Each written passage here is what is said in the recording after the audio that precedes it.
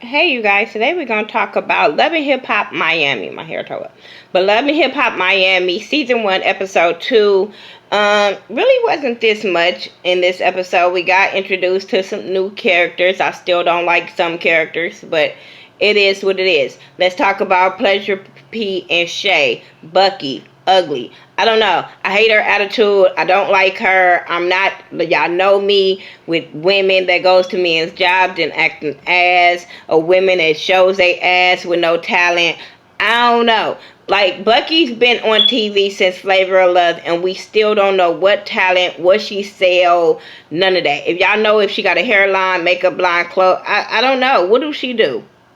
Besides be a ratchet bird, what do Shay Johnson do? And I liked her on Flavor of Love, but ever since then, no. But she meets up with Pleasure P. I don't know if it was at a beach, a parking lot. I don't remember. But he's on the phone. She don't know who he on the phone with. And she walk up, get off the phone. Get off the phone. She's such a fucking bird that it's hard to watch their interaction or care to watch their interaction. She going off about how his friends came at her and he didn't defend her.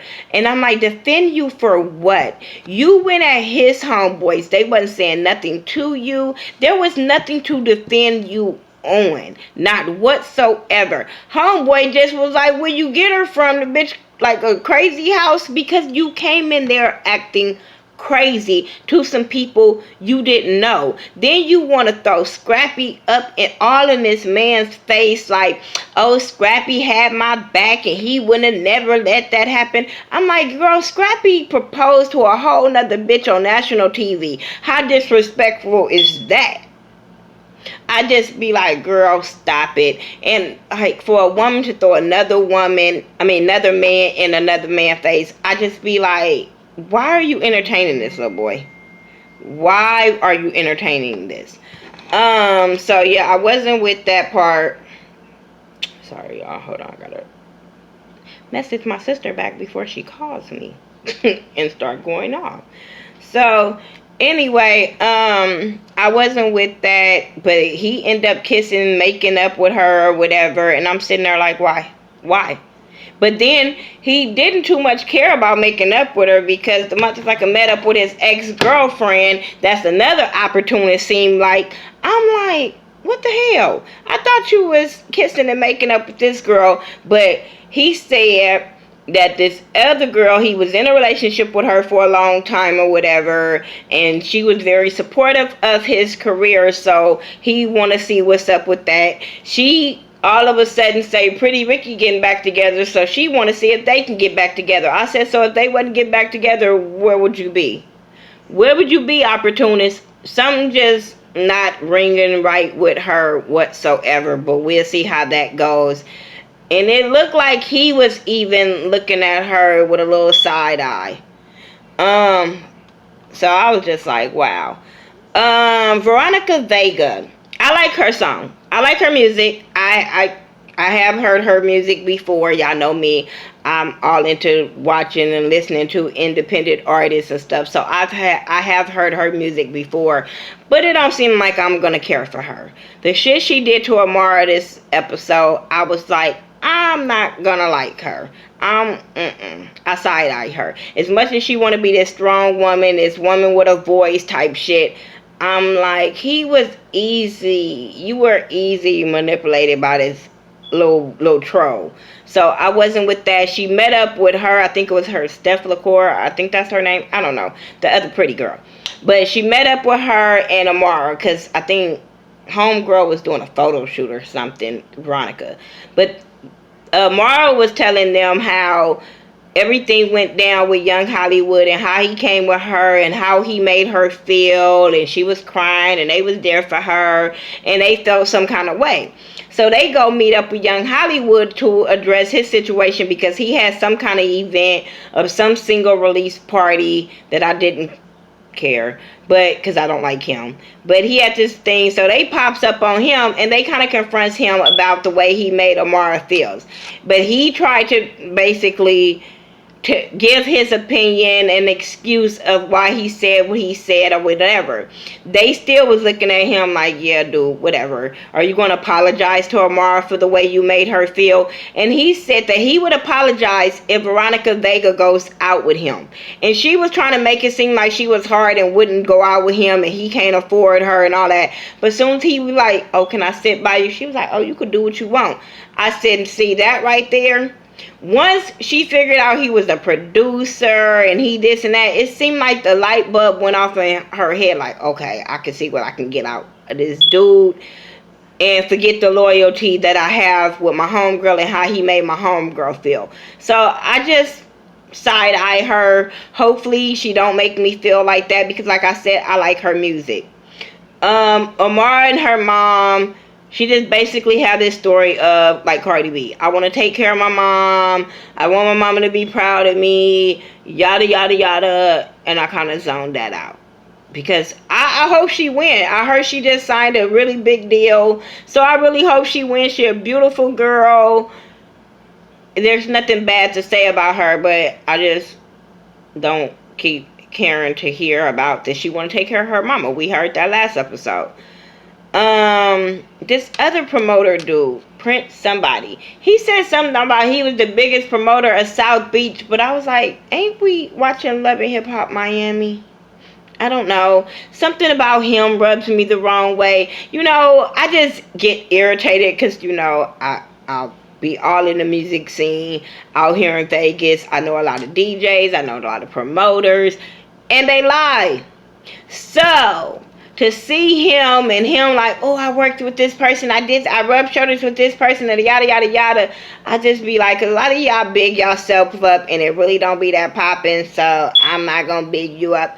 Maybe you are doing your thing in your town, but I didn't care. And he's beefing with some girl that told him his kind of scene is ratchet. And I'm like, you know, some of y'all promoters don't understand that. Some of y'all shit is ratchet. Some of y'all don't understand that it will kill your career and put you in a box of being just a ratchet ass promoter, regardless of how big you think you are. You know what I'm saying? So I get both sides of that.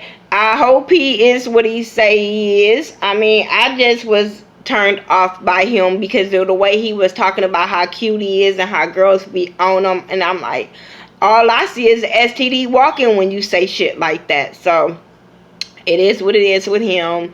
Trick Daddy and his wife is Trina's cousin. And Trick Daddy's an asshole. And I don't understand why they got this marriage going on still if neither one of them wants to be in the marriage. The way he talks to her, like he's holding the marriage up. Because he was acting like, oh, why is she showing up? We've been divorced for a long time. But I'm like, why? You got the money. Why you ain't divorced this girl if that's the case? But then you come at her like, oh, you not going, like you bitter that she left and don't want to be with you. Oh, you're not going to find nobody better than me. You can't stay in a relationship longer than 6 months. And I'm sitting there like, maybe because she don't want to be in a relationship for over 6 months because the relationship that she had with you was so fucked up that she doesn't want to be in a long-term committed relationship. Maybe you did that because I can see that. It's something about him that I was like, oh, asshole. I said, this is why I hate when my favorites get on reality shows. They whole character come out and I just be like, ew. But then I'm looking at her like, girl, divorce him, file for divorce, leave him alone. Why are you holding on to this just as well as he's holding on to this? What's wrong with you filing?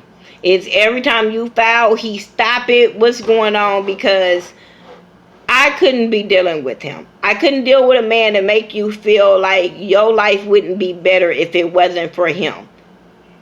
I can't. So, girl, get your ass about that situation. You got a cousin. She can pay for your legal fees or just filing if it is that serious. I don't know. That shit just looked real crazy. And Don is his manager? I was shocked. I was so shocked to see Don open that door. I was like, wow, okay. I thought she was at the club, but I was like, wait. But when she opened that door, I was like, wow, Dawn gonna make her way on the goddamn scene of reality TV. Fuck what you're talking about. Gunplay, Miami Tip, Strawberry. I said, is this bitch named Strawberry? You too grown for this. Is this a known prostitute in Miami? Like, because that's the only people that had them kind of names is prostitutes and be like, not even strippers. Prostitutes. Bitches selling their coochie, having it wide open. That type of bitch to have a name called Strawberry. It wasn't Strawberry. It was Strawberry. So, I couldn't deal. And her little thought-ass homegirl, Miami Tip. I don't like her. I just was like, okay, bitch, you just rubbed it wrong for me. The way she comes on to Gunplay, I'm just like, regardless if he have a girlfriend or not, I'm like, bitch, sit your nasty coochie smelling looking ass down. It looked like her coochie just wet and smell. Like, ew. So he wants her to work on a song, but I'm just sitting there like, he's just as foul as she is. The way she rubbed up on his dick and he just be like, first of all, the first foul was when he walked up and she called him daddy and he was like, oh, I like when you call me that. What? When you got a whole girlfriend that you so-called love? Stop. But then when she rubbed up on him, she was all up on the pool table. And then she didn't care that he had a girlfriend once he said he had a girlfriend. I can't with her. Then he goes to his girlfriend and tells his girlfriend about her, but don't tell her all of the situation. So now you got Kiera feeling some kind of way about this girl, but you not saying your part in that situation of how you allowed this girl to rub herself on you, or you allowed this girl to flirt with you.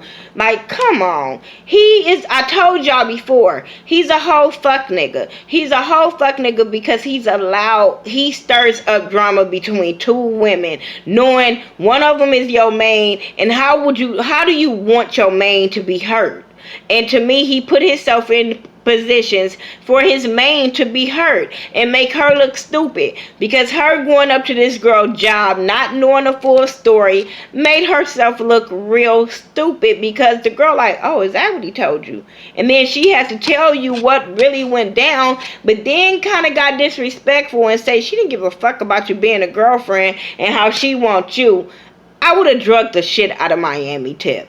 I'm sorry. Now, at first, I was like, Kiera, you a little wrong going to this girl's job. But when that girl started saying she didn't give a fuck about them being together because they wasn't married and how she would want her. Ooh, Kiera showed her grown woman and left, because me, I don't think I could have been that grown. I just turned 40, so I'm just saying.